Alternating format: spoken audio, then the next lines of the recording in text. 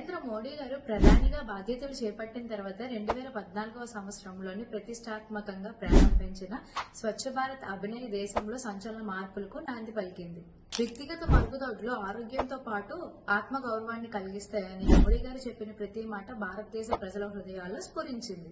Swachh Bharat machine కింద నిర్మించిన మరుగుదొడ్లు ఏటా 60,000 నుండి 70,000 శిశుమరణాలను నివారించడంలో సహాయపడ్డాయని సైన్స్ జర్నల్ నేచర్ లోని ప్రచురించబడిన ప్రచురణ రాహుల్ గాంధీ లాంటి వారికి కనువిప్పు కలిగించాలి.